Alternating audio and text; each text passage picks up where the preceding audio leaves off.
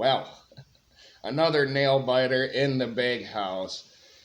A 2-2 team did beat number 6 Ole Miss, so a win is a win. But I'm getting tired of saying that. This game came down to turnover margin. I think Michigan had one less, and special teams with the block punt setting up Michigan. Although Minnesota had a huge punt return setting them up on offense. This game came down to the wire, to an onside kick that Minnesota got. But then because of an offsides, I don't think he was. I think Minnesota got screwed a couple of times in this game, to be frank with you. Michigan's defense ran out of gas again in this game. Brosmer, the quarterback for Minnesota, was great. 27 of 40 for 258 yards and a touchdown and an interception. Thank God for Khalil Mullings. 24 carries for 111 yards, a 4.6 average is all this time. I say is all because that's like half of what he does normally. But he did have his 2 rushing touchdowns. Orji finished 10 of 18, so more passing for him in this game, for 86 yards. So almost tripled up his yards from the USC game. He had a touchdown and an interception. He also had 2 critical 3rd and long scrambles for first down for Michigan. Now, let's remember, Will Johnson and Josiah Stewart both were out for the defense in this game, which may be why Brosmer was able to pick us apart like that. But I digress. The first half was really pretty boring. It's the second half where it heats up.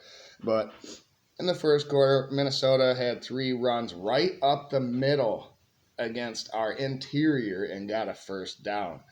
That was kind of concerning right out of the gate. And then on 3rd and 6, though, Houseman had a tackle for a loss, and they punted. Michigan on a 3rd and 9 had Orji. This is one of them critical 3rd down runs. He had a 15-yard run. Edwards had a 5-yard run. And then on 3rd and 4, Loveland had a 6-yard catch. And then a face mask penalty on Minnesota gave us 15 more yards. Klein had a 9-yard catch. On 3rd and 1, Mullings had that 27-yard touchdown run untouched. The seas parted, and it was 7-0 Michigan after their first offensive drive. And they converted on 3 third down conversions. Well, that was pretty much the only ones of the whole game for Michigan. Minnesota then got the ball. Major had a 13-yard screen. Driver had a 14-yard catch. Mangum had a 16-yard run. And then on 3rd and 8, Hill had a tackle for a loss for us. And on 4th and 11, the 55-yard field goal was wide right for Minnesota. Michigan, Edwards had the 4-yard run. And on 3rd and 4, Orji could only muster up 3 yards. And on 4th and 1, they punted to Minnesota. Now, there is a 4th down conversion that was very ballsy on their own side coming up in this game. I'm surprised they didn't do it there. But they punted to Minnesota's 13-yard line. All right, now we're into the second quarter here, and Minnesota went 3 and out and punted to Michigan's 39-yard line. Loveland had a 10-yard catch, and Kendrick Bell was hurt, but he came back in eventually. But he dropped the ball. He's bobbling it, trying to get it, and then got slammed into the back of his legs. But he was okay.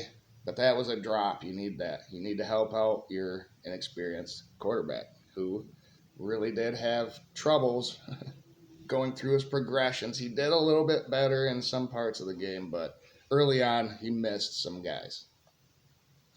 So Bell had the drop, and on 3rd and 10, it was incomplete. Minnesota had the ball. They had a false start, and then Hill had a tackle for loss, and Zeke Berry ripped it out of Jackson's hands and started going the other way, kind of reminiscent of when Grant was rumbling down the field, and I forget his name, Moss, for USC. The running back took it out of his hands. We got a little payback there in this game. Great play by Zeke Berry. And then Mullings had a 10-yard run and a 5-yard run and a 1-yard touchdown run from 16 yards out. 14-0 Michigan. And then Minnesota went 3 and out. Okay, we're about to roll this team. Michigan had the ball Eastern for Minnesota, had a tackle for loss, and it was a 3 and out on us. Orgy had trouble seeing the open guy over the middle. Instead, he tried to force it to the guy out in the flat and didn't work. So, punt went to Minnesota's 42-yard line, so they had some good field position. But then Kenneth Grant had a sack. And then Mason Graham had a sack. And then it was 3 and out, and the punt was blocked to Michigan's 11-yard line. Bovin or somebody like that got the recovery. It was 21-0 Michigan after an Orgy to Morris touchdown toss out of play action for the touchdown. So 21-0. Minnesota's had the ball. Jair Hill had a great deep ball interception. Had the guy on the sideline, turned around at the right minute, caught it, got 1 foot in, interception. And it was at Michigan's 40-yard line. But then Joyner sacked Orgy, and it was a 3 and out for Michigan's offense again. Punt to Minnesota's 22-yard line. Like I said, very uneventful, back and forth. Until the very last drive of the half where Minnesota had the ball. There was a roughing the passer on Barham, and then Barham had a tackle for loss, but then he whiffed on a tackle the very next play. This guy is all over the place. And good results, bad results, not to mention, the fact he's literally all over the place. But Mason Graham had a sack. And then Taylor, their running back, had 7 yards. Jackson then had a 19-yard catch. This guy had an amazing catch for a touchdown late in the game. With the defender draped all over him. It was pass interference as well. Amazing one hand. Reeled it in. Twisted around. Touchdown. But that's later. And then a false start on Minnesota. Rashawn Benny got in on the sack party. It was 3rd and 23. And Callerup came up with the Hail Mary catch at the 1-yard line with 2 seconds left. The clock stopped because of a first down. The special teams ran onto the field and got a field goal through the uprights with 2 seconds remaining. Wow, so it's 21-3 Michigan.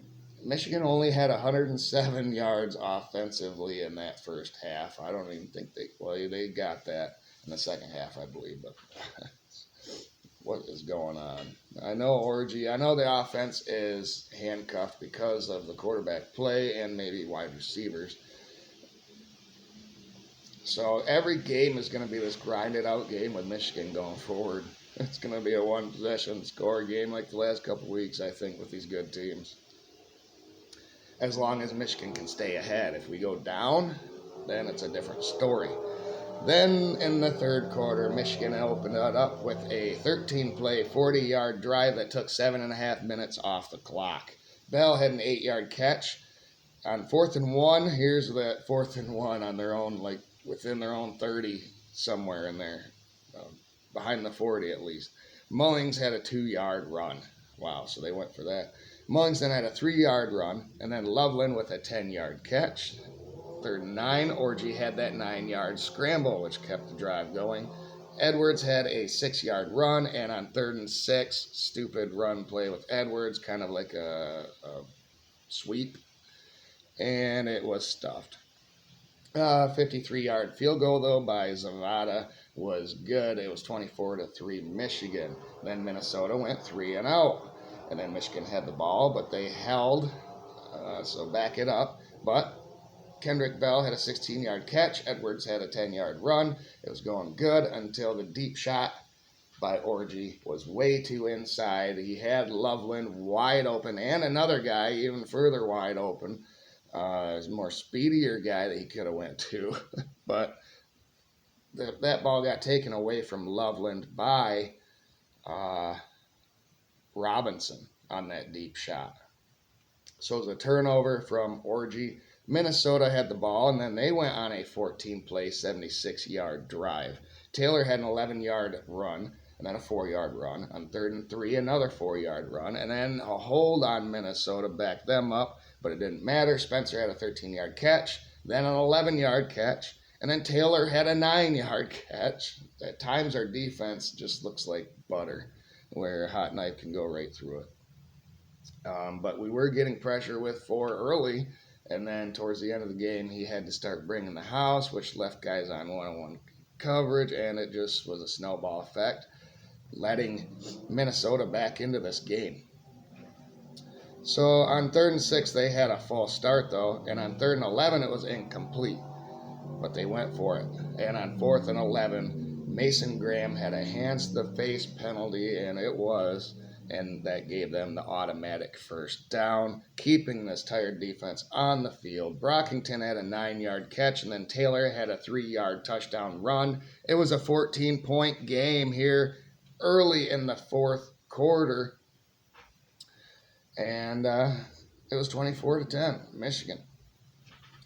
Mullings had an 8-yard run. Okay, let's keep doing that. And then on 3rd and 1, Logan Redding had a tackle for loss. They jumped the run, got there in the backfield. It was a 3-and-out. And then here's Parrish's big return from Minnesota all the way to Michigan's 17-yard line. Set them right up perfect. Minnesota.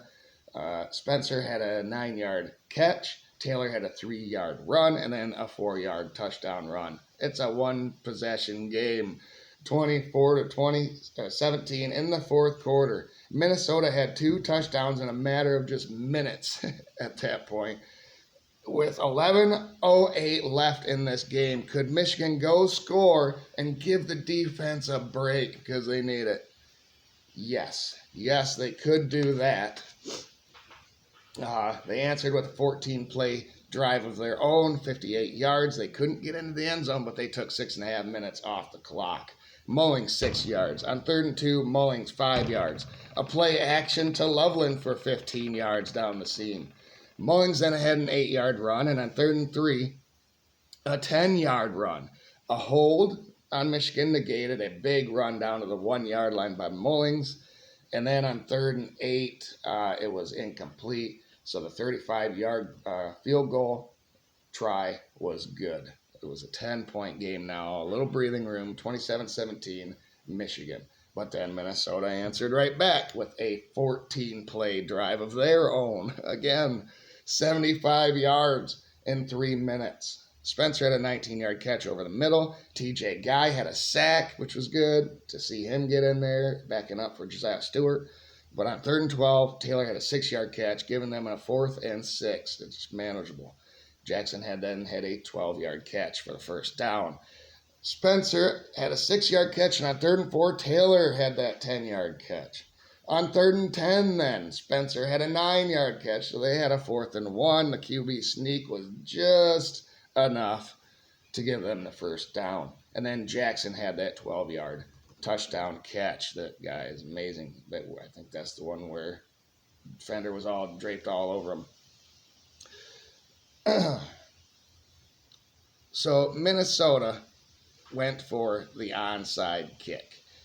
But a penalty on Minnesota for offsides negated their recovery, and that would have been set them up right in field goal range already pretty much. They probably just need 1 first down, and then a field goal would tie this game. We'd be in overtime right now talking about that, not the end of this game.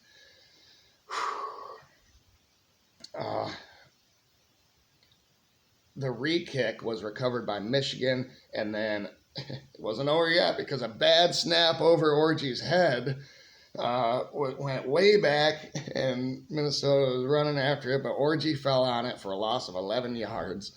Mullings stayed up then long enough on a 3rd and 23 to run out the clock in this game, meaning he stayed up. They couldn't get him down to force another play on 4th down. Wow. Too close. Too close is why I do not bet Michigan. I did this week stupidly. Thought they'd cover the 9-point spread. They should have, but too many self-inflicted wounds here for the University of Michigan. I got to clean that up because It's a rematch of the national championship game next week in Washington, our first road game.